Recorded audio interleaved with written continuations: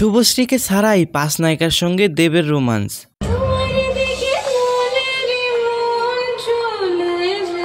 ঢালিউডে আসছে দেব অভিনীত নতুন সিনেমা রঘু ডাকাত। সদ্যই অনুষ্ঠিত হয়েছে ছবিটির প্রচার অনুষ্ঠান। গত শনিবার কলকাতায় আয়োজিত এই অনুষ্ঠানের দিনে মঞ্চ মাতালেন দেব, সঙ্গে ছিলেন ঢালিউডের 5 নায়িকা। এদিন কানায় কানায় পূর্ণ হয়ে ওঠে এই আসর। সেখানে দেব দর্শনের জন্য অপেক্ষায় মুখর দর্শক। এক পর্যায়ে রাজকীয় ভঙ্গিমায় প্রবেশ করেন দেব। ইন্ডাস্ট্রিতে 2 দশকের পথ চলা সম্পন্ন করলেন দেব। রঘু ডাকাত ছবির ট্রেলার লঞ্চের পাশাপাশি উদযাপন করা হলো এই নায়কের জীবনের সেই বিশেষ অধ্যায়ও।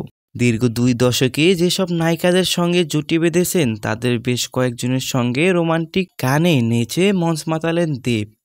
তার মধ্যে ছিলেন নুসরাত জাহান, পূজা ব্যানার্জি, সায়ন্তিকা ব্যানার্জি, কোয়েল মল্লিক ও শ্রাবন্তী চ্যাটার্জি প্রমুখ।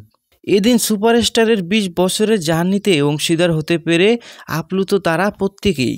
তবে তারকাখচিত এই মঞ্চে যিনি ছিলেন না তিনি হলেন শুভশ্রী গাঙ্গুলী। প্রাক্তন এই জুটির প্রত্যাবর্তনের গত আগস্টেই আশায় বুক বেঁধেছিলেন দর্শক। তবে এদিন দেবের সব নায়িকারাও ছবির প্রচারে উপস্থিত থাকলেও ছিলেন না শুভশ্রী, যদিও তার অনুপস্থিতির কারণ জানা যায়নি। সো ভিউয়ার্স, শুভশ্রীর অনুপস্থিতির কারণ কি হতে পারে? এই নিয়ে আপনার মতামত কি তা জানিয়ে কমেন্ট করতে পারেন আমাদের কমেন্ট বক্সে।